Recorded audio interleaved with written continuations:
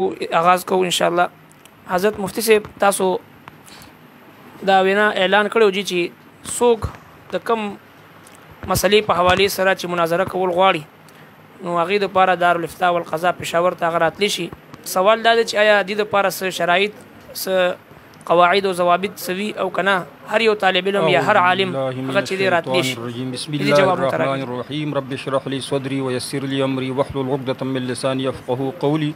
اللهم صل على محمد وعلى ال محمد كما صليت على ابراهيم وعلى ال ابراهيم انك حميد مجيد وما توفيقي الا بالله عليه توكلت واليه انيب.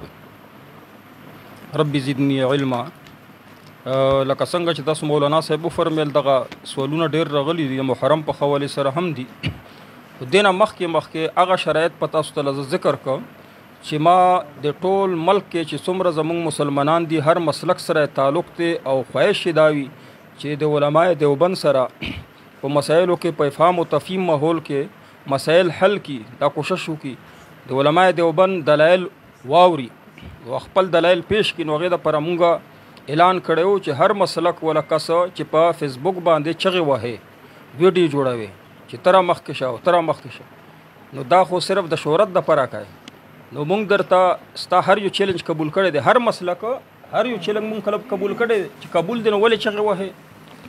او زمونږ شرایط دا دي چې زمونږ مناظره به د اکابرین علماء دیوبند په طرز باندې لکه نبی علیه الصلاۃ والسلام مناظرات چې کومه د دین دی نو چې دین دی شریعت دی نو ټول اول نه اخره پورې طریقه به په شریعت مطابق باندې امین وکړوي سه مناظره تاسو کتلې دغه په طرز باندې نه با دته څوک کنځلې کوي نه به دوی ته څوک کنځلې. دا کنځلو او د جګړو ولا مناظرې چې کمی دا شرعي مناظرې نه وي دا مقابري وي دا صرف ځان شهرت د پرې. زمونږ مناظرې به موږ څومره مناظرې کړي الحمدلله زمونږ مناظرې په ټولو نه زیات موږ مناظرې کړي خو پای کې موږ جنگ او جدل نه دی کړي. نو زیات تر خلک هغه نه خوښي د خلک چې شرپسند شوي دي داسې مناظرې خوښي چې به کې جنگ وي کنځلې وي اکابرینو ته زمونږ مشرانو ته کنځلې وشي.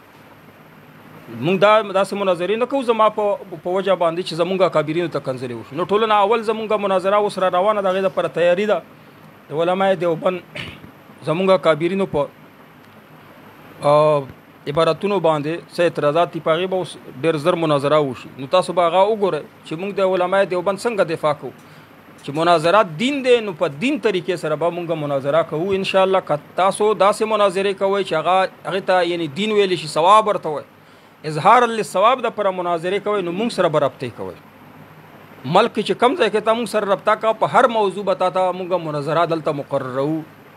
او داسې هم کولی چې زموږ خپل ملګري دي چې هغې ته پلیټفارم نه دی مهیا ډېر ښه تکړه تکړه عالمان دي مونږ خو هغه ته چې ته پلیټفارم میلاو نه دی او شوق وي چې زه مناظره وکړم نو هغه دې هم موږ سره رابطه وکړي چې په کم موضوع باندې هغه مطالعه کړي زموږ خپل ملګري نو په کم موضوع باندې چې دوی مطالعه وي هغه دې ماته وښیي چې په دې موضوع زما مطالعه ده. نو چې څوک په هغې باندې چیلنج مونږ ته راکړي نو دغه ملګری به زمونږ په مخ کې مونږ به تیاري ورسره کوو زمونږ په مخ کې به دا ملګری مناظره کوي.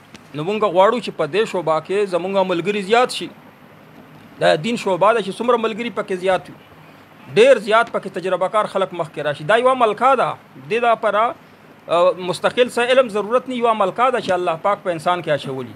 نو داسې کسانو ته چې پلیټفارم ورکړو نو ډېر کسان به دا ټایلنټ په بهر راوځي انشاءالله. نو مونږ وایو چې هر چا ته مقام میلاو شو.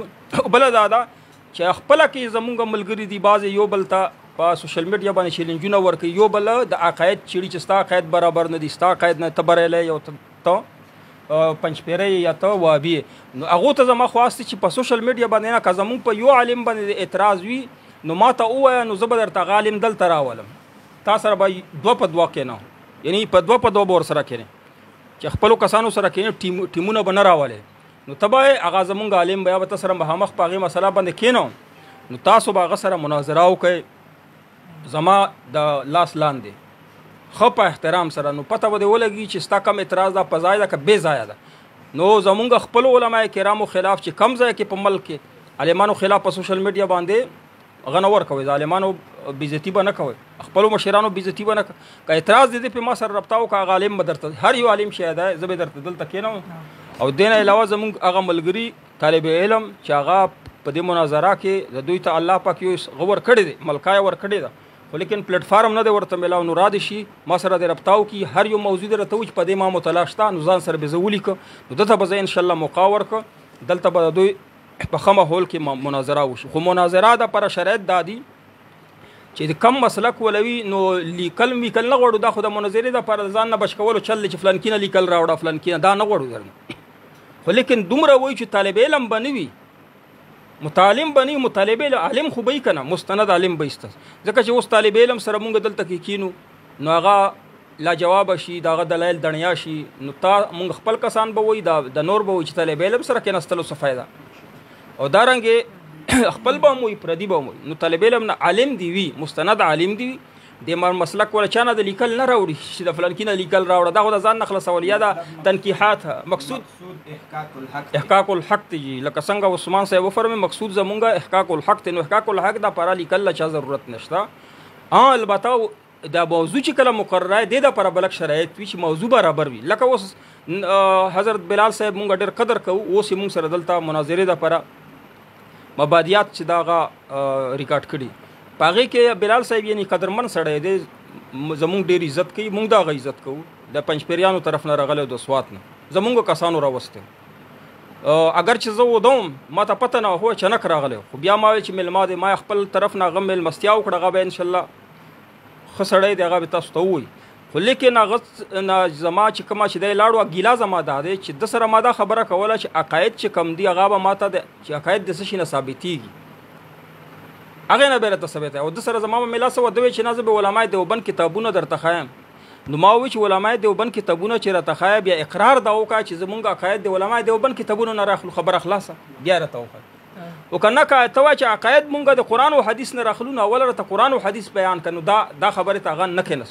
او بل حضرت بلال صاحب دا کار کړی چې یو ځلې ما سره څوک دروغ وایي نو هغه دروغ باندې به یا لیکل راکوي توبه به پرې وباسي توبه به وباسي یا به هغه دروغ ثابتوي رښتیا به ثابتوي که نه هغه سره بیا زه نه کښېنم. نو حضرت بلال صاحب وویل المهند په باره کې چې دا تحریف شده دا محرف کتاب دی. المهند چې کوم کتاب دی دا کې تحریف شوی جما سره کم دی.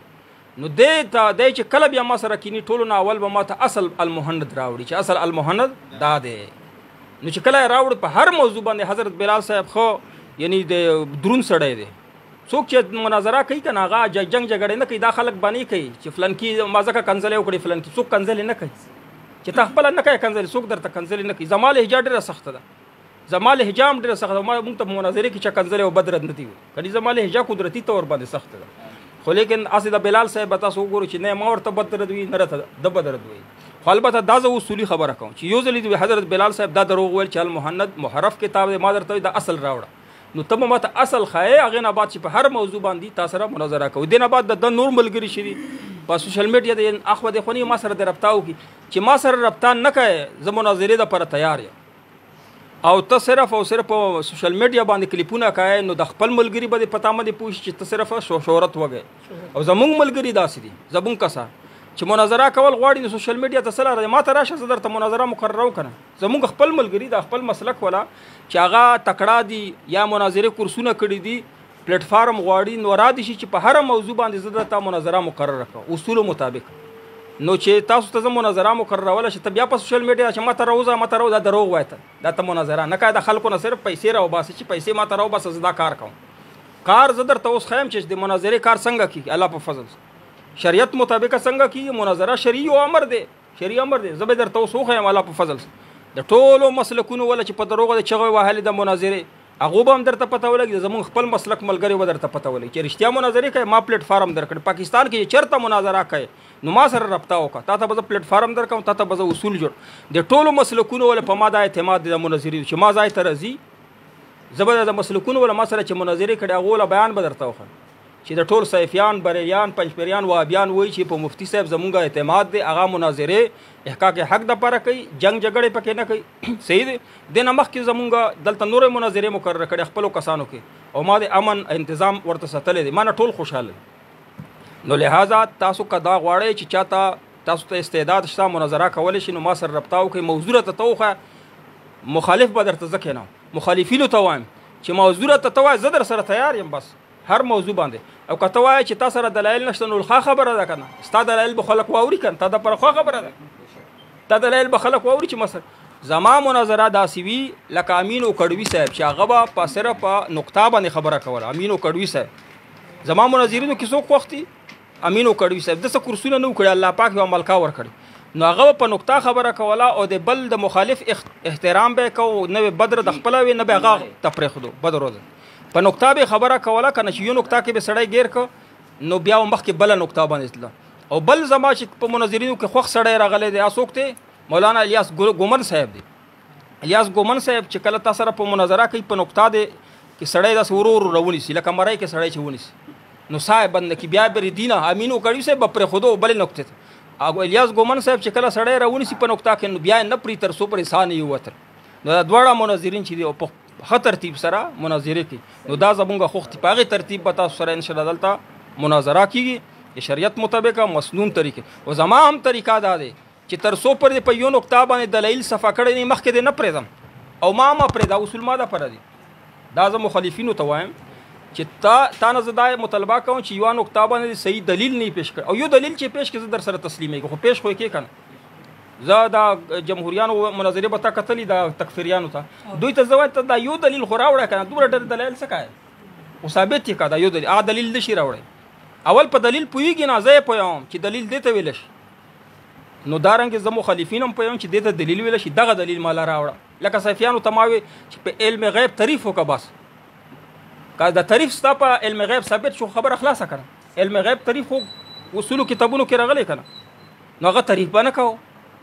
او داسې تکفیریانو ته ما وی چې یو دلیل راوړه دلیل دې ته ویلی شي چې جمهوریت چېرته د کفر کار کړی یا فیصله کړي یا قول کړی داسې دا صفا سوتره طریقه ورته نو مخالفین زمانه خوشحاله دي.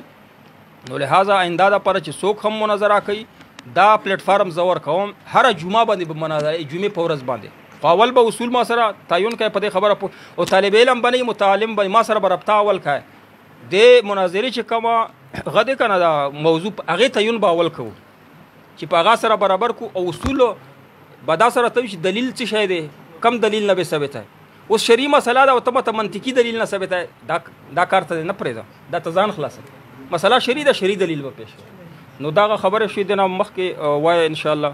امید دی چې زمونږ خپل اورېدونکي زمونږ نه خلاف مخالفین ټول به پوه شوي او مناظرې چې کوي په سوشل میډیا به نه راځي ما سره به رابطه کوي انتشار به نه پیدا کوي خلکو په ذهنونو کې.